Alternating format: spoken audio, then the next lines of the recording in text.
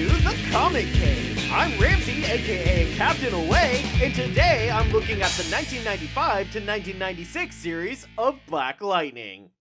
After his original series ended all too soon after a mere 11 issues, 10 of which were actually written by Black Lightning creator Tony Isabella, Black Lightning became a backup feature in a series with the not at all egotistical name of World's Finest Comics. Following his appearances there, he would then go on to join with Batman and other unsuccessful superheroes in a group called The Outsiders, which is where Lightning was perhaps the most successful. But that series too came to a fairly early end, and for a time, Jefferson Pierce faded into relative obscurity. And then, on came the 90s, and DC decided to revive the character with original creator Tony Isabella returning to write. Interesting to note is that the other half of Black Lightning's creative team is a man named Trevor Von Eden. Von Eden has reportedly expressed discontent that the primary reason he got the job drawing the title in the first place might have been due to his own dark skin color.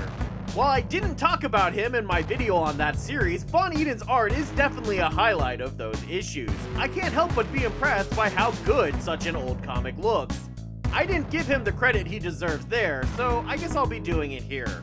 Whether it was that initial displeasure or any variety of other reasons, Von Eden does not return for this series, and art duties instead fall to Eddie Newell. So how does the Newell-Isabella era stack up to the original? Well, let's find out and take this away.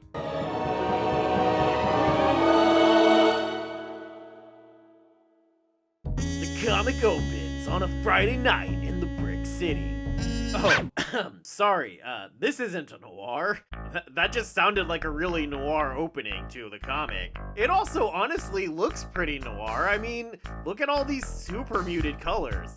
It's almost like we're looking at a black and white comic already. Anyway, the Brick City narration box is notable because the series moves Black Lightning out of his native metropolis to Isabella's own home of Cleveland. Not that the comic ever says Cleveland anywhere, instead opting specifically for the epithets of Brick City and the Big Town. But Brick City, as Isabella explains in his introduction to the collected edition, is an actual neighborhood in Cleveland originally built to provide cheap housing for veterans returning from World War II, but eventually became an entirely black part of town. This was no doubt largely due to the more modern economic segregation, with the Brick City becoming a low-rent, run-down part of town, and that is clearly reflected in the art as we see the shuttered-up, crumbling brick buildings that make up this part of town. These stand in stark contrast to the buildings of Big Town, the more upscale part of town where you'll find City Hall. The economic differences are further driven home by the mayor himself, who, despite also being black, has no sympathy for the Brick City because his bottom line is always on money. I'll be honest, given this emphasis on economic differences, I expected this series to be about Black Lightning taking his fight to the man, aka the rich and wealthy and power. Especially given the mayor's insistence that there would not be masks, i.e. superheroes, in his town. But instead, Isabella saw Lightning more as a street-level warrior, bringing his version of justice to the gangs of Brick City. So most of the series sees Jeff punching his way through the ground-level thugs of the gangs of the city like his name is Mike Hager.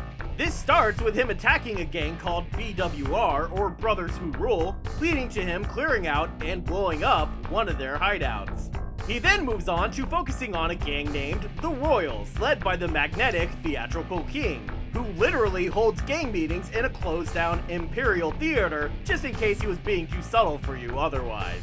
The Royals gain the focus of Lightning's attention thanks to one of their junior members, a teenager under 18, so you know he won't be doing any time, at least not as an adult in real jail, making him the exact kind of person gangs most like to use in their never-ending spree of death and violence and hate. At Carver High School, where Lightning's alter ego Jefferson Pierce is currently a teacher, this young gangsta wannabe pulls a gun on one of Pierce's students, Lamar, for wearing gang colors for a gang he's not a member of, even though it's clearly just a Superman shirt. Superman? Don't you know this is a Batman school, fool? Pierce, with the help of another teacher named Casco, takes the misguided student down, and Pierce moves on to taking his rage out on another member of the Royals, a young man apparently named Adelbert, who instead understandably goes by the handle G Cool. BL continues his Final Fight style street raging by beating up on G Cool's defenseless car. Oh my god. By this point, Lightning's actions have gained the mayor's attention, who has created a special task force he calls Operation City Storm. Because, you know, storm, lightning. To crack down on the same kind of crimes as Lightning while condemning the hero repeatedly as irresponsible vigilantism. But it's the mayor who ends up acting irresponsibly, sending in his task force to a trap set by the Royals. They spread the word that one of their safe houses was filled with guns and drugs, but actually was mostly just filled with teenage gang members seen as expendable, who were all intended to be sacrificed to embarrass and discredit the police. Luckily, G Cool overhears their plans and decides he's had enough of this shit, wanting to just get out of town with his girl and her kid. So he rats on the gang to Lightning's informer, a strange man named Beagle, which allows Lightning to try and get there in time to stop the massacre. The Royals had a backup plan though, in the form of another superhuman, or metahuman as they're called by this point in DC continuity. This giant dude named Painkiller, because he can numb people's body parts, making them unable to use them. Lightning's electrical field gives him some defense to Painkiller's powers, so even though PK gains an early advantage in the fight, even numbing the gathered cops' eyes so that they accidentally shoot Lightning, BL still manages to take the day, frying Painkiller to end the fight. But the Royals aren't done, and King spins Painkiller's death for much the same purpose that the other deaths would have served. So come the next day, a young girl takes revenge for the Royals by tricking Pierce into a room with that Superman shirt wearing Lamar, and the teacher that interfered with the school shooting earlier, Casco. She then proceeds to gun them all down for the family, leading to perhaps the most famous Black Lightning comic of all time. This issue sees Jefferson recovering on a hospital bed the whole time, mixing in black and white images with full color ones. Casco was instantly killed by the shooting, but since he selflessly jumped in front of Lamar, the young man is fine. Pierce was grievously injured and even says that he died twice while in the hospital, but they managed to revive him both times. Pierce spends his recuperation lamenting the decisions he's made that's led others to their deaths. This includes his inspirations for becoming Black Lightning, that kid who got strung up on a basketball goal in the first series, and his mentor Peter Gamby. Most interesting to me, though, of this list is the inclusion of Trina Shelton, one of the various women whose deaths Black Lightning was responsible for during basically every issue of Denny O'Neil's run on the character. Trina's was perhaps the most blatant, as he could have taken out these thugs quickly, but instead had to announce himself, creating a big fight, and when he punched one of them, they fired off their gun, and one of the bullets killed Trina. In that issue though, her death was mostly dismissed and ignored at the time, really serving only as a catalyst to make this male character angry at Black Lightning. Lightning himself even refers to her death by saying, "That's bad, but it's not the worst." Of course, he was talking about how the train car they were on was out of control and everyone on it was about to die, so technically he was right, but still, could have phrased that a little bit differently, I think. So the recognition here almost feels like an apology from Isabella for O'Neil's deliberate fridging of women. I mean, there's still like 6 other women to apologize for, but it's a start.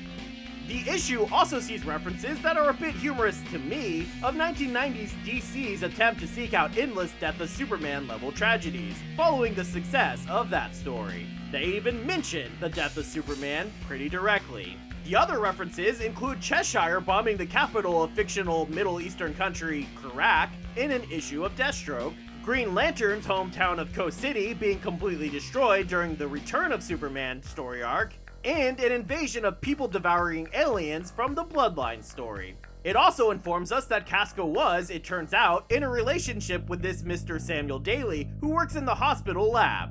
Seems Casco and Daly figured out Pierce was Black Lightning when Pierce uses powers to help with that gun-toting gangster in the beginning. Pierce, by way of comforting the grieving man over the loss of his lover, comes to terms with his own grief, allowing him to get back up and get back out there. When he does, he finds the various city gangs in a ceasefire at the prompting of this former gang member turned peace worker, Carlos Arredondo, who has organized a gang peace summit to try and help reduce violence in the Brick City. But Carlos is haunted by his own gang past, where he killed a member of a rival gang during their West Side Story style fight.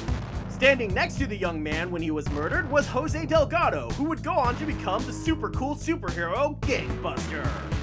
Wait, Gangbuster? Really? You mean there were choices and you went with Gangbuster. Yikes.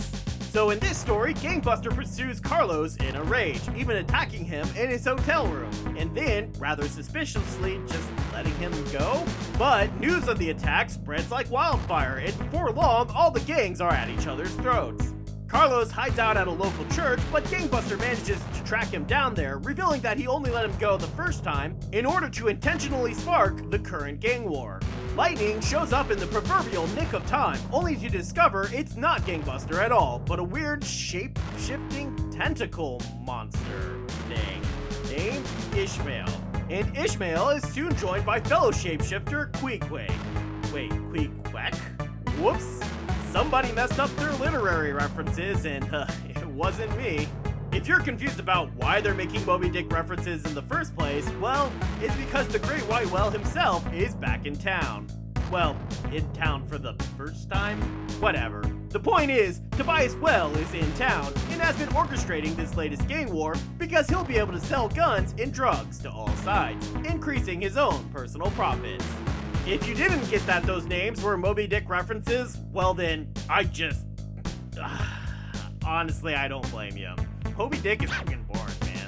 Lightning doesn't care much for Melville tributes either, so he fries the shapeshifters. Carlos, Gangbuster, and the chief of police then band together so that they can walk outside in full view of the multi-sided gang war that was about to erupt out there and declare peace. One of those gangs had succeeded in recruiting Lamar, seeing as other gangs had tried to kill him twice now, but that ended up working out for the best, because Lamar manages to be the final barrier in preventing this gang war, stopping another of his gang from gunning the trio down. With that, Isabella's run on a Black Lightning comic once again comes to an all too early end. The comic then switches to writer David DeVries and various other artists, though Eddie Noel does actually return for part of the 13th and final issue.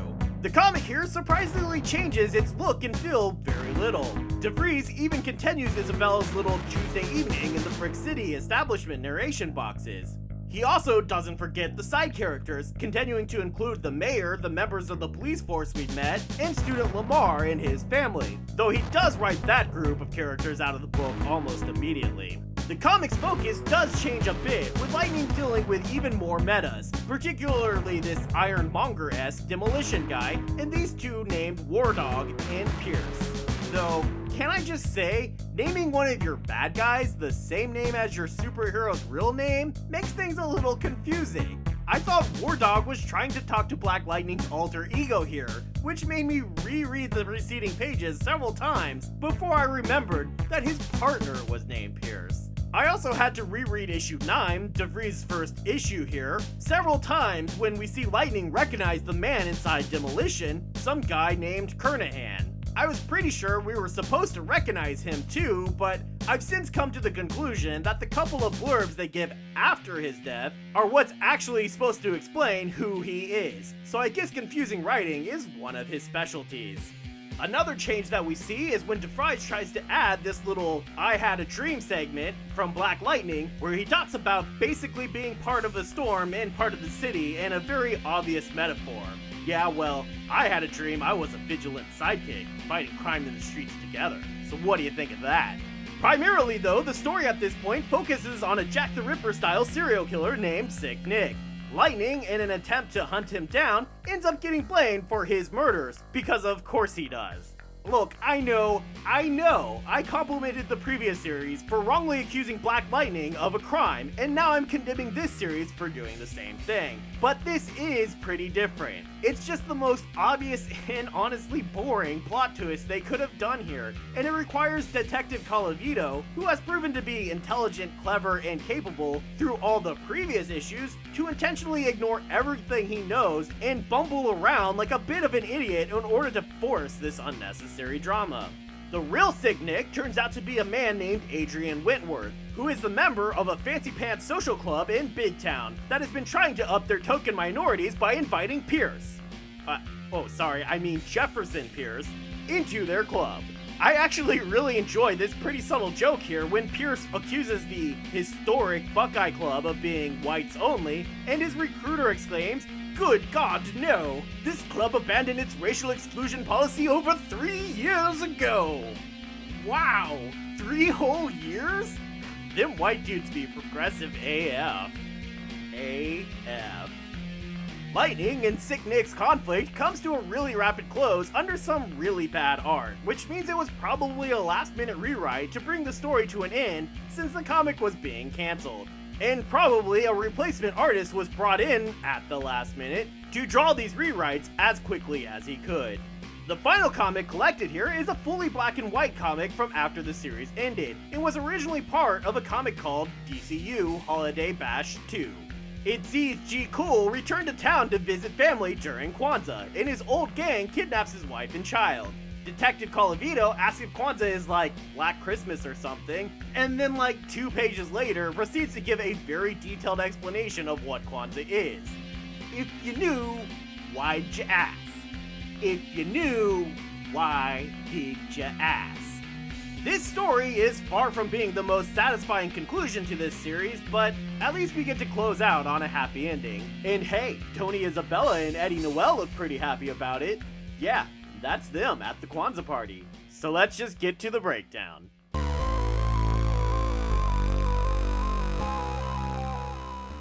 This comic is about as 90s as the original series was 70s, and that's in both a good and a bad way. The art, in particular, is very 90s. The moment I turned to the first page, I just immediately said, man, this comic looks 90s. And to be perfectly honest, I don't really like the art that much. I don't think that's exactly Newell's fault. I think his art looks very good in the bonus Kwanzaa issue, for example, which obviously uses different coloring methods. His art also clearly has obvious strengths over the other artists we see on the series. And I mean, check out the detail he puts in the pages, straight from the beginning. He drew every slat of those blinds, every day on that calendar, and even drew the fine detail of the wicker backing on that chair. Damn. My guess is honestly that early 90s coloring method just had too much trouble working with all those little lines in his art. He probably was just an artist ahead of his time. His art would probably look gorgeous under a good digital colorist. But it's not just the art that's very 90s. The writing, the characters, the plot, they all are guilty of the same thing. And while that isn't necessarily a bad thing, it does manage to make the comic feel a little dated. But, much like the original comic, it's a strong story with an impressive cast of characters, and one that's surprisingly forward-looking, which helps it defy all those ways that it dates itself. And while the series does get notably worse after Isabella leaves, again just like the original series, there is a lot of respect shown to Isabella's run this time, and the difference between the two creative teams is much less drastic. So overall, I'm giving this series a recommendation level of high. Much like the original, this is a great, strong collection of surprisingly enjoyable comics that are well worth the price of admission. The collected edition gets 1 Broken Black Lightning statue. While I do highly recommend the comic itself, the collected edition isn't anything to get too excited about. Aside from the bonus Kwanzaa story and a forward from Isabella, there are no special features at all.